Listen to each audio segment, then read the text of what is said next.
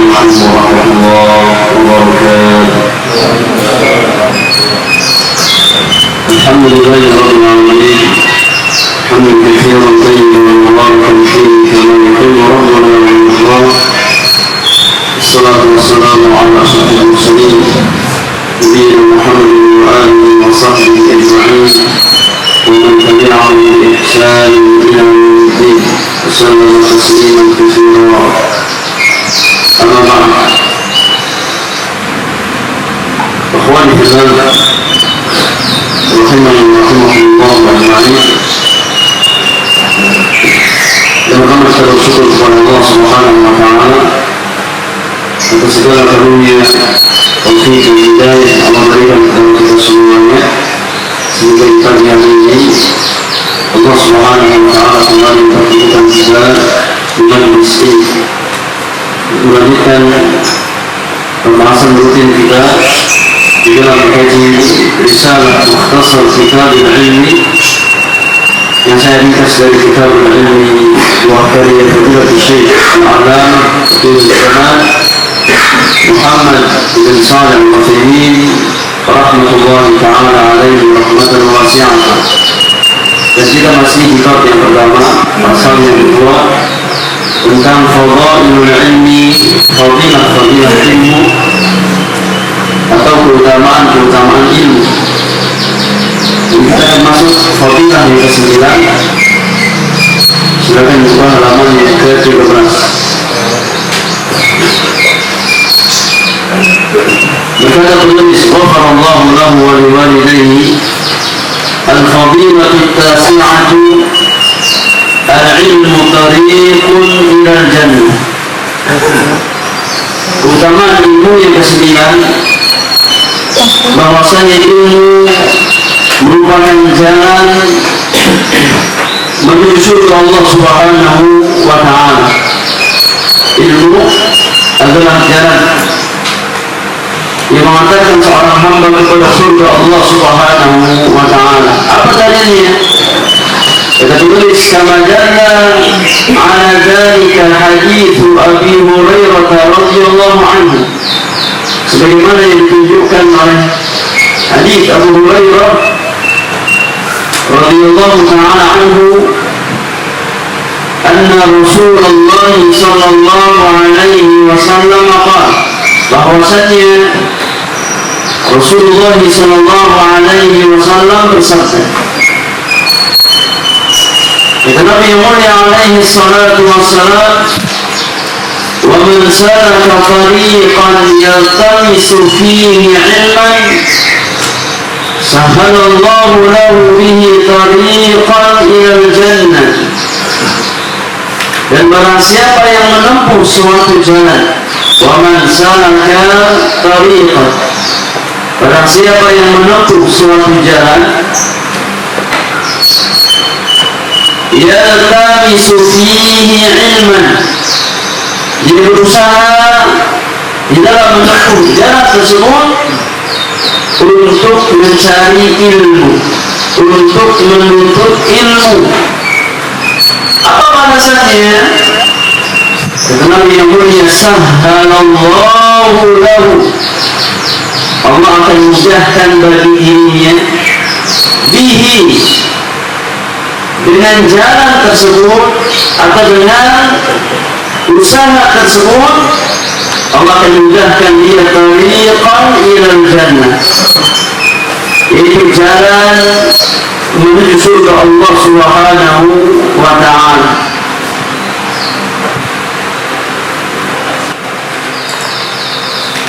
Al-Imam Ibnu Qayyim rahimahullah ta'ala menjelaskan makna hadis yang mulia. Kata Imam Ibnu Qayyim rahimahullah ta'ala, wa qad tadhahara asy-syar'u wal qadaru ala anna al-jazaa'a min jinsil 'amal. Sangat banyak dalil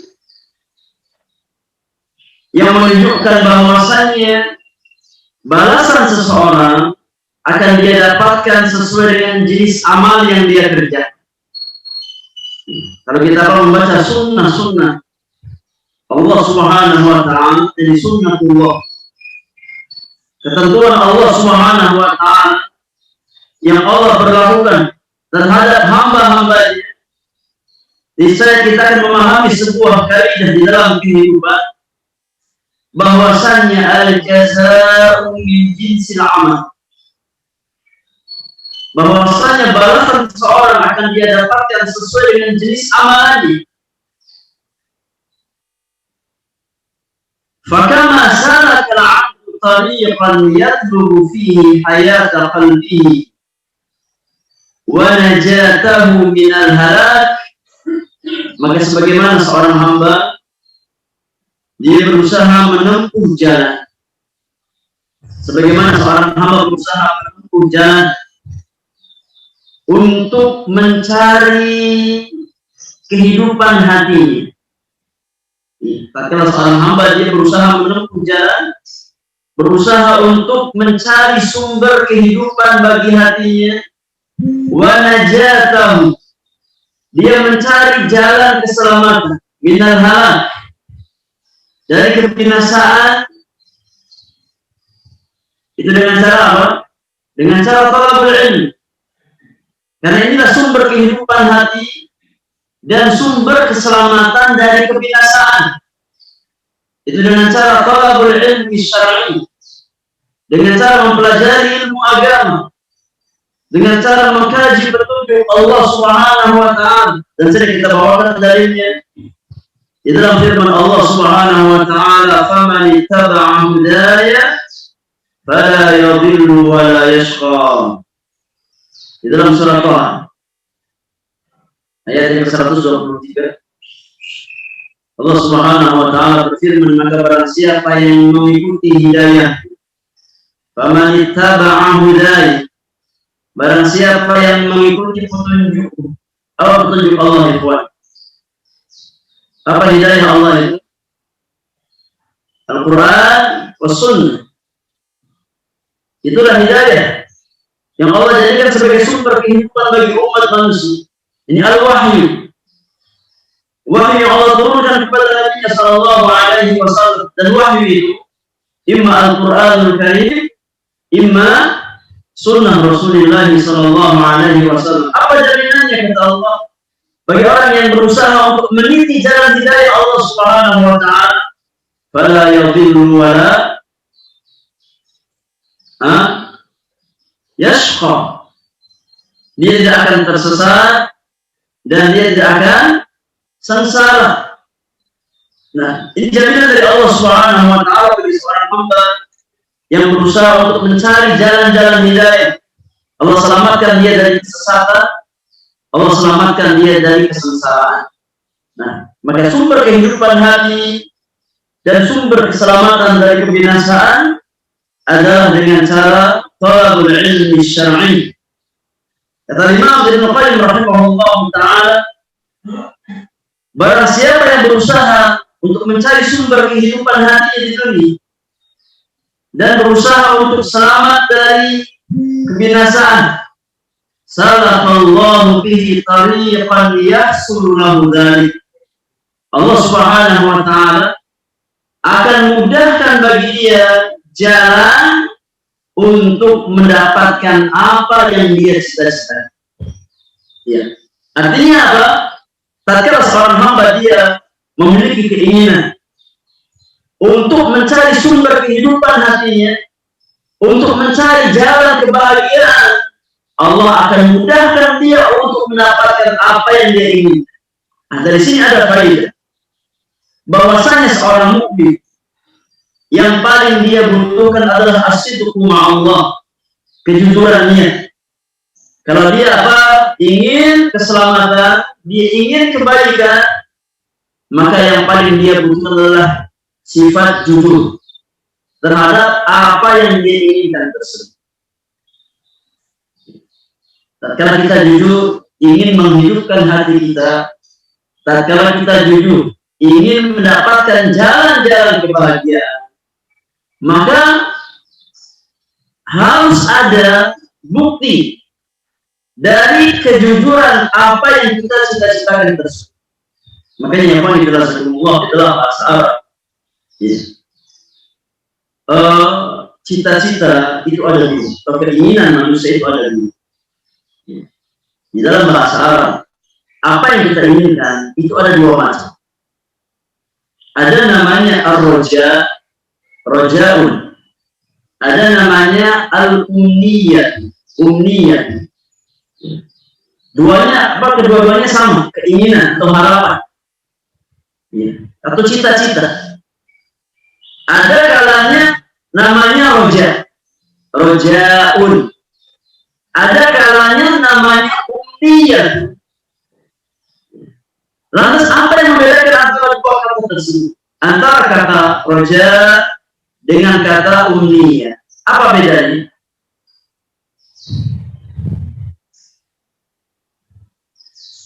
Roja adalah cita-cita atau harapan mendapatkan kebaikan yang disertai dengan ikhtiar yang maksimal. Itu namanya roja. Kita punya cita-cita, punya harapan untuk mendapatkan kebaikan. Lalu kita berusaha ikhtiar, mencari jalan yang maksimal yang bisa kita usahakan. Itu namanya ar-roja. Ada sebatas keinginan, namun tanpa ada usaha, tanpa ada ikhtiar, itu namanya umniyah, namanya angan-angan, angan-angan kosong. Umniyah. Roja itu harapan yang disertai dengan usaha yang maksimal untuk mendapatkan apa yang kita cita-cita. Makanya Allah Subhanahu wa Ta'ala di dalam Al-Qur'anul Karim tatkala mensifati orang-orang beriman, Allah sifat dengan kata roja atau ummi. Roja, faman kana yarju liqa'a rabbih falyamal amalan salihan wa la yusyrik bi'ibadati rabbih ahada. Ya. Allah gunakan kata roja bagi orang-orang yang mengharapkan perjumpaan dengan Allah Subhanahu wa Ta'ala. Ya. Maka hendaknya dia beramal saleh. Itu bukti kejujuran. Itu bukti kejujuran seorang hamba tatkala dia berharap berjumpa dengan Allah Subhanahu wa Ta'ala. Harus ada usaha untuk beramal saleh. Nah, serta menjaga diri kita dari perbuatan syirik kepada Allah Subhanahu wa Ta'ala. Maka tatkala seorang hamba dia jujur untuk berusaha mendapatkan apa yang dia inginkan, Allah Subhanahu wa Ta'ala pasti akan mudahkan apa yang dia cita-citakan.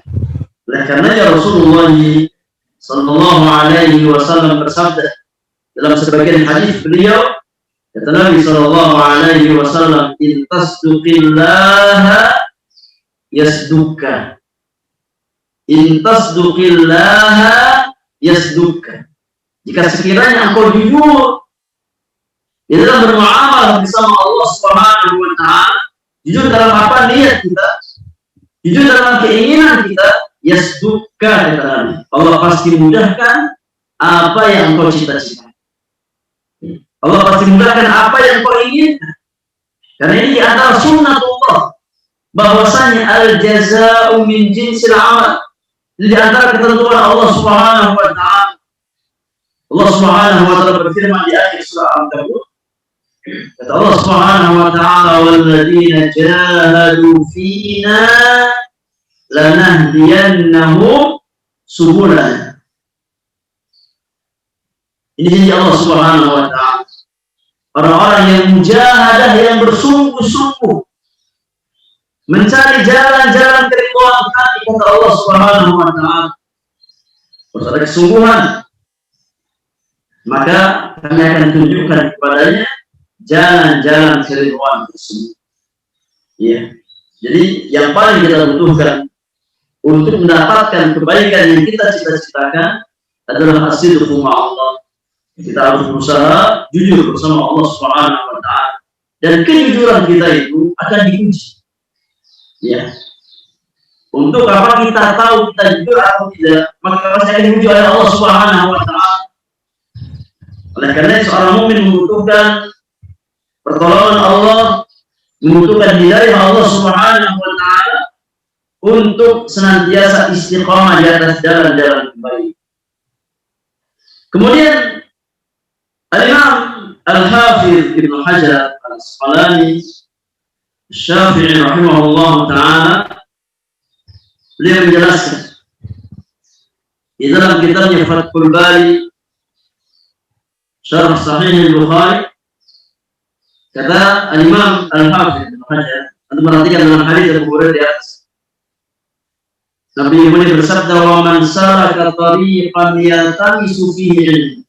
Antum fokuskan pada dua kata. Yang pertama kata tariqan, yang kedua kata ilman.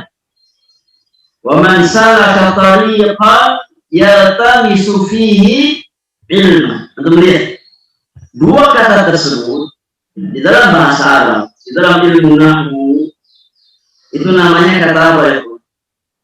Kata nakirah atau ma'rifat. Kata tariqan dan ilman di dalam ilmu nahwu itu namanya nakirah atau ma'rifat.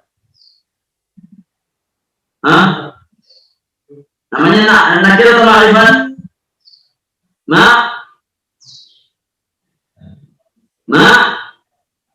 Nakirah. Nakirah. Apa alamat nakirah di situ? Enggak ada alif lam dan ada tanwinnya. Itu nakirah namanya. Dan di antara makna nakirah, kita masuk ke ilmu usul fikih, bahwasanya nakirah itu memiliki makna umum. Memiliki makna apa? Umum. Apa faedah tatkala Nabi Shallallahu Alaihi Wasallam menakirahkan kata tariqan dengan ilmu? Pasti ada faedahnya di sana.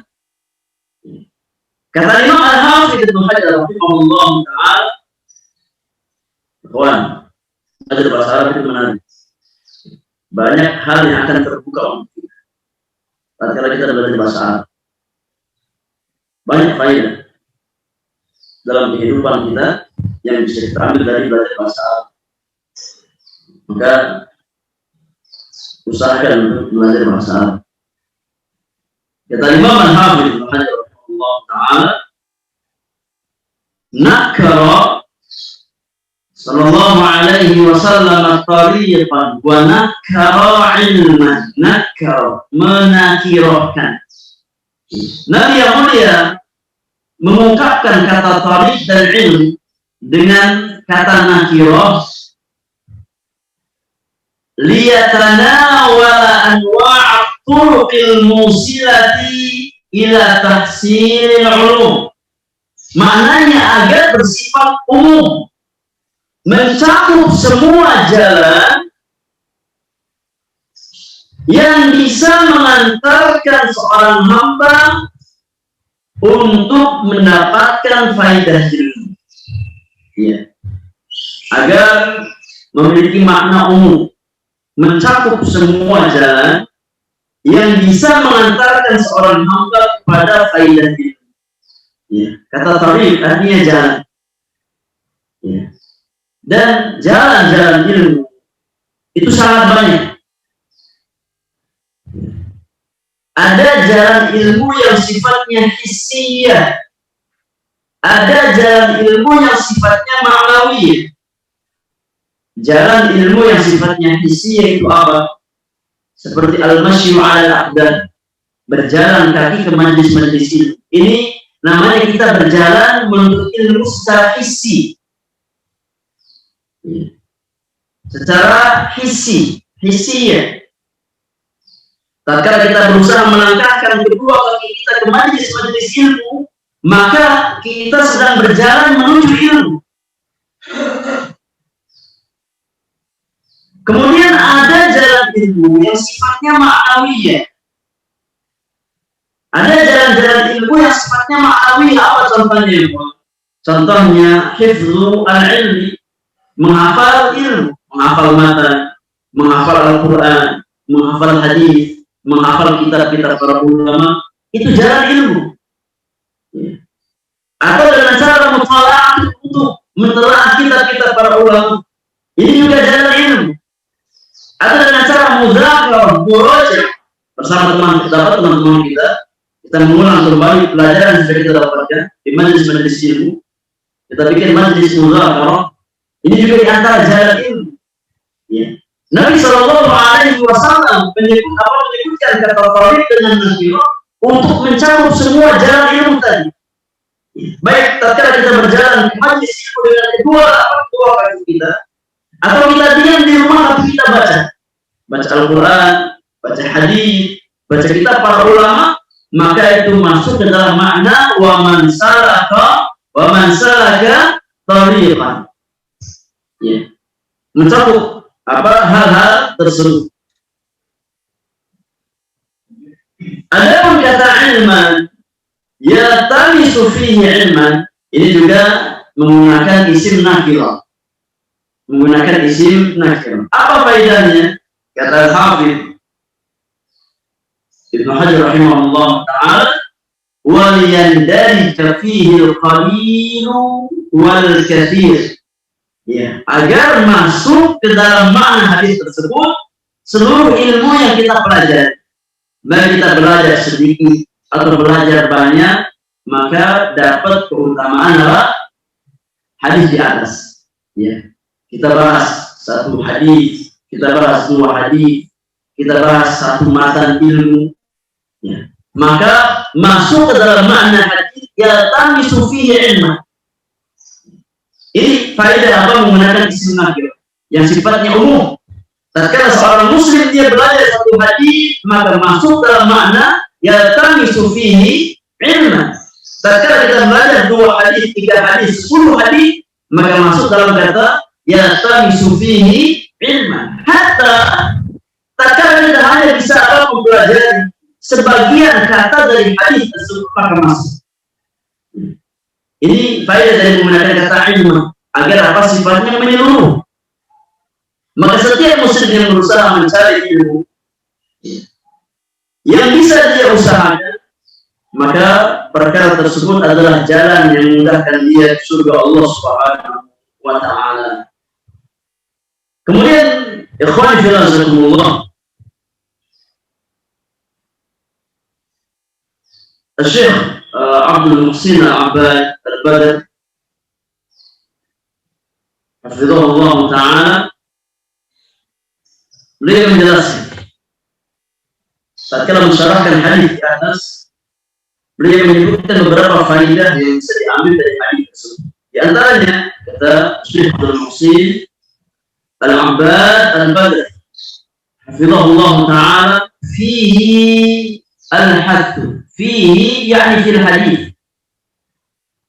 di dalam hadis tersebut terdapat al-hadd, yakni anjuran atau motivasi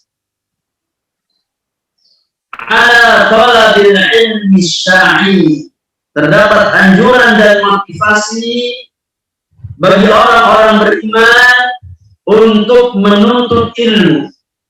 Hadis yang mulia ini memberikan motivasi kepada kita semuanya untuk senantiasa berusaha talabul ilmi syar'i, menuntut ilmu syar'i, wa sulukit tariqil musilati ila tahsilihi, serta memotivasi kita semuanya untuk berusaha mencari jalan-jalan ilmu yang bisa mengantarkan seseorang untuk mendapatkan faedah ilmu. Ya. Jadi kita berusaha mencari jalan-jalan ilmu yang bisa mengantarkan kita untuk mendapatkan faedah-faedah ilmu. Apa contohnya? Kata beliau, min iqtina'il kutubil mufidah. Ya, seperti kita berusaha untuk memiliki buku-buku yang bermanfaat, membeli buku-buku yang bermanfaat, wa qiraatiha wa istifadati minha, membaca buku-buku para ulama, mengambil faedah dari buku-buku para ulama, wa mulazamatil ulama, dan juga berusaha mulazamah, duduk di majlisnya para ulama. Ini penting. Ya. Dan akan kita bahas insyaallah pada poin tentang adab ilmu. Bahwasanya di antara perkara terpenting bagi seorang qari adalah mulazamatu al-ulama, bermulazamah. Kita belajar duduk di majlis-majlis para ulama, di majlis orang-orang yang berilmu. Dan di antara apa? Di antara jalan yang mengantarkan seorang hamba untuk mendapatkan faidah ilmu yang sahih. Nah, wal akhdhu anhum, mengambil ilmu dari para ulama, dari majlis-majlis mereka. Wal jazaa'u 'ala dzalika min Allah, dan balasan yang Allah berikan kepada seorang hamba yang berusaha menuntut ilmu dan mencari jalan-jalan ilmu adalah tashilul tariq allati yasilu biha talibul ilmi ilal jannah. Ya, sebagai balasannya Allah Subhanahu wa ta'ala memberikan kepada si hamba tersebut kemudahan untuk bisa meniti jalan yang mengantarkan dia ke surga Allah Subhanahu wa ta'ala. Ini balasan yang Allah berikan kepada seorang hamba yang berusaha meniti jalan-jalan ini. Allah mudahkan jalannya kemana? Ke surga Allah Subhanahu wa ta'ala. Bagaimana caranya? Kata Syekh Abdul Muhsin, wa dzalika yakunu bi'anati ala tafsir ilmi wal amal. Ya. Allah Subhanahu wa ta'ala memudahkan seorang hamba jalan ke surga itu dengan cara Allah menolong dia, Allah memberikan taufik kepada dia untuk bisa mendapatkan ilmu dan mengamalkannya. Ini caranya. Ya. Cara Allah Subhanahu wa ta'ala memudahkan jalan seorang hamba ke surga itu dengan dua perkara. Yang pertama, Allah memberikan taufik, pertolongan kepada seorang hamba untuk bisa mendapatkan ilmu, untuk bisa memahami ilmu.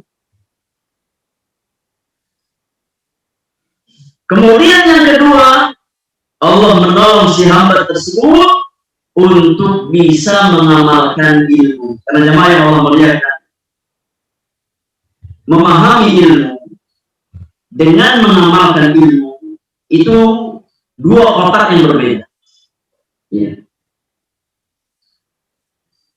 Dan seorang hamba yang dimudahkan jalannya ke surga, Allah akan mudahkan dia untuk mendapatkan dua hal di atas: memahami ilmu dan mengamalkan ilmu.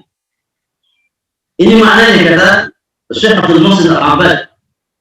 Allah mudahkan jalan seorang hamba ke surga, ya Allah mudahkan dia untuk bisa memahami ilmu dan bisa mengamalkan ilmu.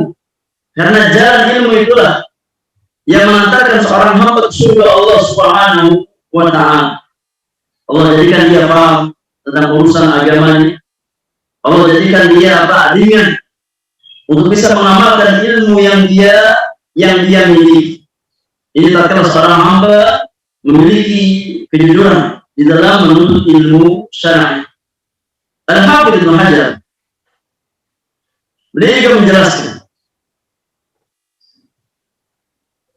makna kalimat tersebut.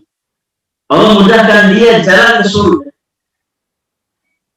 Kata Al-Hafidz Ibnu Hajar rahimahullah ta'ala, ay fil akhirah, Allah mudahkan dia jalan menuju surga di akhirat nanti. Allah akan mudahkan dia jalan ke surga di akhirat nanti. Allah mudahkan seorang hamba untuk berjalan menuju surga Allah Subhanahu wa taala di dalam kehidupan akhir. Atau di dunia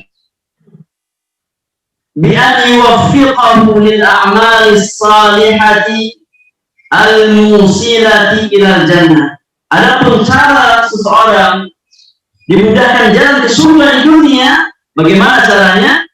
Allah berikan dia taufik, Allah berikan dia kemudahan untuk bisa beramal saleh. Ini jalan ke surga di dunia. Allah Subhanahu wa taala mudahkan seorang hamba, berikan dia taufik, berikan dia pertolongan untuk bisa beramal saleh yang bisa mengantarkan dia ke surga Allah Subhanahu wa taala. Karena tidak kita pungkiri ikhwan fillah Allah bahwasanya untuk beramal saleh itu butuh taufik dan pertolongan Allah Subhanahu wa taala. Untuk kita bisa beramal saleh itu butuh taufik dan pertolongan Allah Subhanahu wa taala. Tidak mungkin seorang hamba akan mampu mengerjakan kebaikan seringan apapun illa bitaufiq wal ma'unah min Allah Subhanahu wa taala. Kecuali dengan taufik dan pertolongan Allah Subhanahu wa taala. Seringan apapun kebaikan tersebut di mata kita, kalau Allah nggak tolong, nggak mungkin bisa kita kerjakan. Sebaliknya, seberat apapun amal kebaikan di mata seorang hamba, tatkala Allah tolong akan jadi ringan bagi dirinya. Oleh karenanya Rasulullah Shallallahu Alaihi Wasallam pernah bersabda dalam hadis Abu Hurairah, hadis terakhir di dalam kitab Sahih Al-Bukhari. Hadis yang terakhir dalam kitab Sahih Al-Bukhari, hadis Abu Hurairah radhiyallahu taala anhu, di mana Rasulullah Shallallahu Alaihi Wasallam bersabda, Nabi yang mulia, kalimatani khafifatani 'ala lisan, thaqilatani fil mizan, habibatani ila rahman, subhanallah wa bihamdihi, subhanallah al-azim. Lihat kata Nabi yang mulia, ada dua kalimat yang ringan di lisan tapi berat di timbangan amal kebaikan dan sangat dicintai oleh Ar-Rahman, oleh Allah Subhanahu wa taala. Itu kata apa? Subhanallah wa bihamdihi, subhanallah al-azim. Lihat kata Nabi, dua kalimat yang apa? Yang ringan di lisan. Namun kalimat yang ringan di lisan tersebut bisa menjadi berat bagi seorang hamba tatkala tidak Allah berikan kemudahan pada diri. Siapa di antara kita yang apa belum pernah mendengar hadis? Semuanya apa sudah mendengar. Akan tetapi apa terkadang kita merasa berat lisan-lisan kita untuk mengucapkan subhanallah wa bihamdihi, subhanallah al-azim. Karena apa tidak tolong Allah Subhanahu wa taala. Oleh karena seorang hamba, seorang mukmin senantiasa minta pertolongan kepada Allah Subhanahu wa taala untuk dimudahkan di atas amal-amal kebaikan. Nah, Allahumma a'inni ala dzikrika wa syukrika wa husni ibadah. Ini antara doa yang harus kita sering pulang-pulang minta kemudahan untuk senantiasa ingat kepada Allah, dimudahkan ibadah kepada Allah Subhanahu wa taala dan dimudahkan untuk bersyukur kepada Allah Subhanahu wa taala. Karena zikir, ibadah dan syukur adalah kunci kebahagiaan seorang hamba di dunia wal akhirah. Baik, kemudian ikhwan fillah, faedah yang selanjutnya di antara faedah hadis yang mulia di atas, kata Syekh Abdul Muhsin Al-Abbad Allah Ta'ala, wa fihi targhibun fi rihlati fi talabil ilmi wal ijtihadi fi tahsili. Dalam hadis ini juga terdapat faedah anjuran atau motivasi untuk rihlah di dalam menuntut ilmu. Nah, ini penting. rihlah di dalam apa menuntut ilmu. Jadi kalau bisa tatkala kita rihlah, maka niatkan rihlah kita untuk menuntut ilmu. Iya. Makanya apa sekali-kali kita rihlah itu ke majelis-majelis para ulama. Iya. Jadi apa jangan hanya sebatas rihlah tidak. Boleh, tidak dilarang, silakan diperboleh. Tapi di sana ada rihlah yang jauh lebih utama. Itu rihlah ke majelis-majelis ilmu. Kita datang ke majelis sekolah di luar kota, niatkan rihlah, nggak ada masalah. Datang apa ke majelis sekolah, sampai niatkan rihlah. Ini sunnah para ulama. Ini sunnah para ulama. Mereka rihlah di dalam tolak. Jadi nggak cuma sekedar goes, nggak cuma sekedar apa di tamasy atau rihlah yang sifatnya duniawi. Tapi kita rihlah ke majelis-majelis para ulama menimba ilmu. Jadi ini sunnah para ulama yang apa mengurus kita hidup. Datang ke Surabaya, datang ke Jember, datang ke Pekanbaru, cari ustaz, cari ulama di sana. Nah, jadi kata Syekh Abdul Muhsin Al-Abbad, di dalam hadis tersebut terdapat motivasi atau anjuran untuk rihlah di dalam menuntut ilmu serta istihad bersungguh-sungguh di dalam mendapatkan faidah-faidah ilmu. Sahabat yang mulia Abu Ayyub Al-Ansari rahimahullah radhiyallahu anhu, Abu Ayyub Al-Ansari, beliau rihlah. Dan rihlahnya enggak tanggung-tanggung. Rihlahnya apa? Enggak tanggung-tanggung, cuma ke Abdullah, nggak cuma ke puncak. Rihlahnya dari Madinah ke Mesir. Bayangkan jemaah. Rihlahnya dari Madinah ke Mesir. Kita aja apa kalau gowes nyarinya turunan. Kalau tanjakan ada. Allah alam bisawab. Abu Ayyub rihlah dari Madinah ke Mesir demi mendapatkan satu hadis Rasulullah Sallallahu Alaihi Wasallam. Sebuah talibul ilmi sejati menulis apa satu hadis sampai rela untuk rihlah dari Madinah ke Mesir. Antum tahu saat itu kondisinya seperti apa? Enggak ada spesialis, enggak ada apa, dari jalankan yang paling ini naik onta berbulan-bulan jalan. Jabir bin Abdullah radhiyallahu taala anhu, beliau rihlah dari Madinah ke Damaskus, ke Syria di Syam demi mendapatkan satu buah hadis Rasulullah Sallallahu Alaihi Wasallam. Nah, maka di antara apa sunnah para ulama, para sahabat Rasulullah dan orang-orang setelah mereka adalah rihlah keluar untuk menuntut ilmu, untuk mencari hadis Rasulullah Sallallahu Alaihi Wasallam. Yang terakhir, di antara faedah yang kita ambil hadis yang mulia ini, kata Syekh Abdul Muhsin Al-Abbad Hafizahullah Ta'ala, la budda min al-ikhlas fi talabil ilm. Hadis ini menunjukkan kita bahwasanya di dalam ilmu itu harus ada keikhlasan. Di dalam talabul ilmi harus ada keikhlasan. Kenapa? Kata beliau, li'anna al-ilma tariqun min turuqil jannah. Karena ilmu itu merupakan jalan di antara jalan-jalan ke surga. Yang namanya menuntut ilmu adalah bagian dari ibadah kepada Allah Subhanahu wa taala. Wal jannatu la tasluhu illa lil mukhlisin. Dan surga Allah Subhanahu wa taala tidak akan layak kecuali bagi orang-orang yang ikhlas niatnya.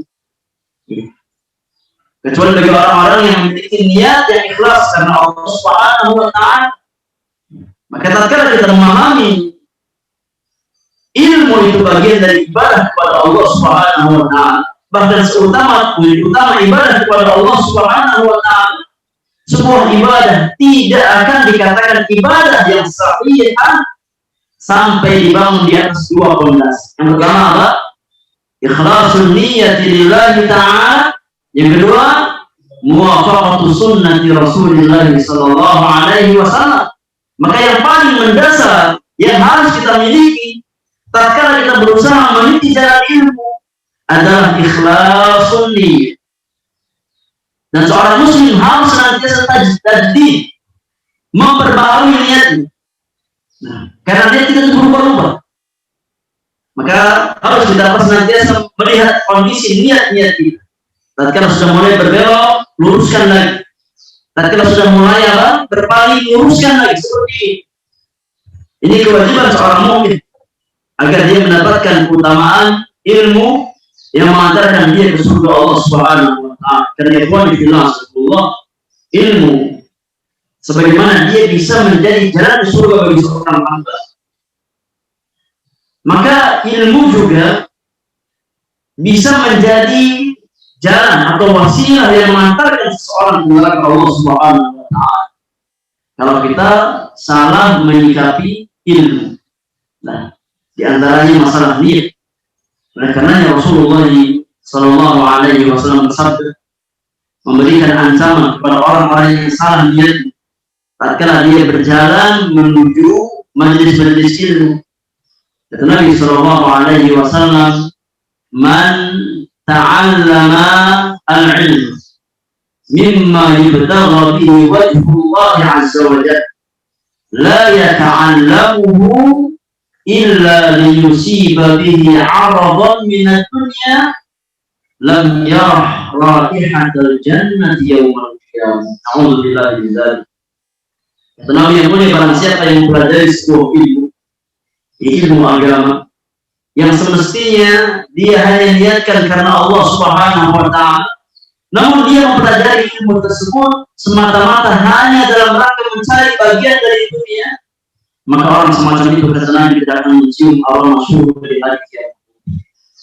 Maka penting bagi kita untuk senantiasa memperbaiki niat-niat kita, meluruskan niat-niat kita, niat dan ikhlas semata-mata hanya karena Allah Subhanahu wa taala, agar setiap langkah yang kita lakukan di majelis ilmu Allah catatkan sebagai pahala, sebagai jalan yang mengantarkan kita ke surga Allah Subhanahu wa taala.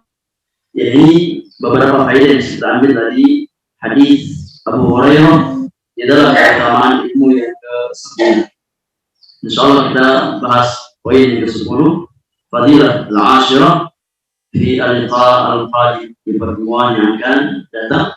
Semoga berfaedah bagi kita semuanya, terutama bagi yang berbicara di dalam antum sekalian. Wallahu ta'ala a'lam bis-shawab. Selebihnya kita beri kesempatan bersoal jawab. Satu dua pertanyaan, ada hal yang belum dipahami seputar apa yang kita bahas di pagi hari ini. Wallahu ta'ala a'lam bis-shawab. Jazakallah Ustaz atas pembahasannya. Dan bagi teman-teman yang ingin bertanya, bisa mengangkat tangannya di Zoom dan atau menuliskan pertanyaannya di kolom Q&A. Dan begitu juga bagi di studio juga bisa langsung bertanya kepada Ustaz.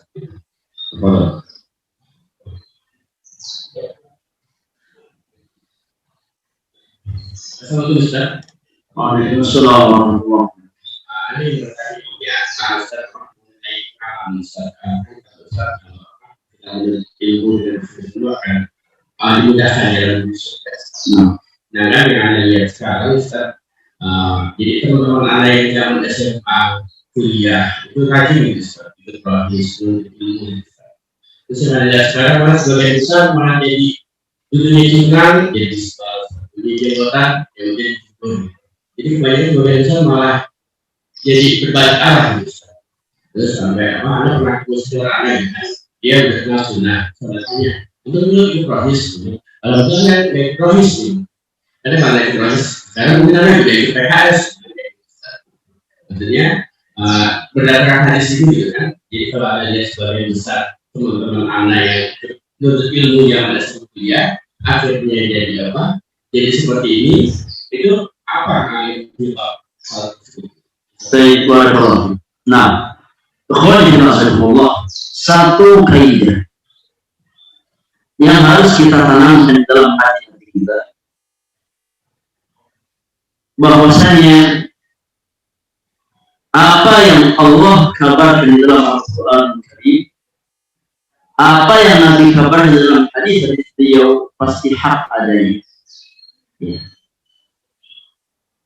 Dan Allah Subhanahu wa Ta'ala tidak mungkin mengingkari janjinya. Sebagaimana di antara konsekuensi syahadat anna Muhammad Rasulullah adalah tasdiquhu fima akhbar. Di antara konsekuensi syahadat anna Muhammad Rasulullah, kita wajib membenarkan setiap apa yang Nabi katakan. Maka tatkala kita mendapatkan sebuah hadis yang berbicara tentang haid, kemudian dalam realita ada hal yang apa kita lihat nggak masuk hadis itu, maka yang bermasalah bukan hadisnya, bukan Al-Qur'annya, tapi yang bermasalah adalah manusianya. Yang bermasalah adalah orangnya. Adapun Al-Quran dan Sunnah pasti hak, karena dia turun dari Allah Subhanahu wa Ta'ala, datang dari Allah Subhanahu wa Ta'ala. Tatkala apa kita melihat dengan kacamata zahir, itu kan yang kita lihat. Kita bisa menghukumi manusia dan apa yang kita lihat secara zahir, secara lahiriah kita.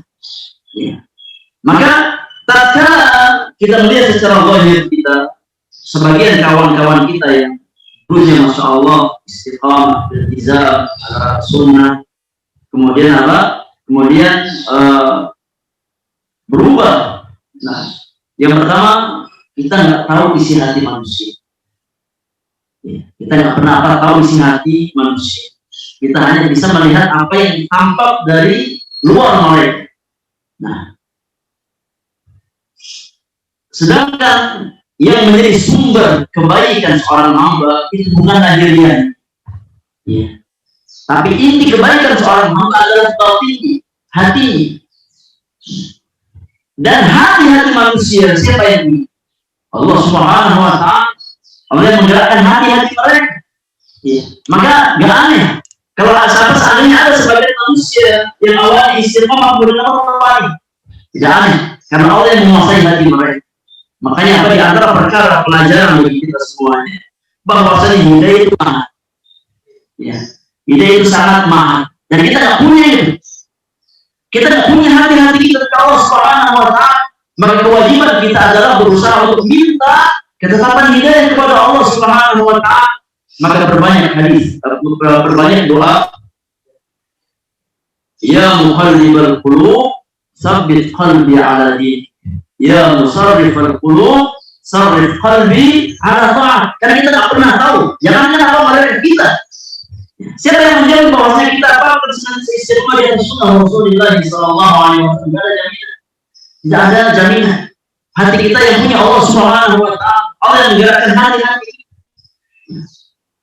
Sampai-sampai Rasulullah sallallahu alaihi wasallam bersabda, akan datang suatu zaman, suatu masa, suatu hari di mana seseorang di sore hari dia dalam kondisi beriman, di pagi hari dalam apa? Kondisi kufur kepada Allah Subhanahu wa Ta'ala. Saking besarnya fitnah di hari ini. Maka yang terpenting bagi kita adalah bagaimana kita berusaha untuk minta kepada Allah ketetapan hati di atas Islam, di atas iman, di atas sunnah Rasulullah, dan di atas ketaatan kepada Allah Subhanahu wa Ta'ala. Ini di antara apa faedah yang kita ambil. Kemudian Al-Imam Al-Hafidz Ibnu Rajab Al-Hambali dalam kitab Jami' Al-Ulum Wal-Hikam beliau menjelaskan di antara sebab seseorang itu su'ul khatimah, padahal secara zahir dia baik di hadapan manusia, adalah karena adanya kotoran di dalam hati yang tidak dilihat oleh manusia. Tapi Allah tahu di antara sebab seseorang itu jatuh ke dalam su'ul khatimah, akhir yang buruk. Padahal secara zahir dia baik di hadapan manusia, karena dasi satu su yang dia simpan dalam hati, keburukan. Ya kita nggak tahu mungkin apa ada sifat dia, ada sifat ujub dalam hati, dan kita nggak tahu karena manusia yang dia tampakkan itu baik di hadapan orang lain. Kita nggak pernah tahu. Dan Allah Subhanahu wa Ta'ala kesempatan tersebut di perjalanan hidup seorang hamba. Oleh karena yang poin Allah sekali lagi, yang paling kita butuhkan adalah as-sidqu ma'allah. As-sidqu ma'allah. Nah, yang akan bermanfaat bagi kita tatkala kita menampakkan kebaikan di hadapan manusia, kemudian kita sembunyikan sifat ria, sifat ujub di dalam hati-hati kita. Ya, itulah yang dari as-sidqu ma'allah, itulah yang membimbing seorang hamba kepada jalan keistiqomahan dan jalan husnul khatimah. Yang jelas, kita tidak menghukumi manusia dengan batin-batin mereka dan bicara dari yang mereka. Kita doakan sahabat-sahabat kita yang dahulunya istiqamah kembali ke jalan istiqamah, dan kita berminta kepada Allah Subhanahu wa taala agar kita semua diwafatkan oleh Allah di atas jalan kebaikan, di atas jalan keistiqamahan. Wallahu taala a'lam bishawab. Ustaz, baik. Bismillahirrahmanirrahim. Assalamualaikum warahmatullahi wabarakatuh. Waalaikumsalam. Semoga Allah jaga atur Saya ingin bertanya mengenai sebuah hadis yang berbunyi, sesungguhnya Allah Ta'ala membenci orang yang pandai dalam urusan dunia namun bodoh dalam perkara akhirat. Yang pertanyaan adalah kebencian Allah akan hal ini, apakah ada ancaman terhadap orang yang lebih pandai dalam urusan dunia? Yang kedua, apakah ini berlaku sehingga memang kita sebagai hamba Allah harus lebih pandai untuk urusan agama, dan seandainya memang kita harus pandai dalam urusan agama, itu apa yang harus kami gunakan?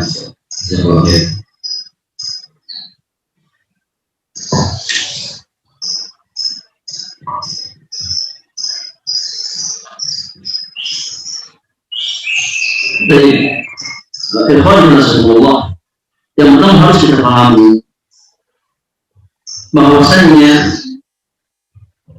Allah Subhanahu wa taala mencintai ilmu dan mencintai orang-orang yang berilmu.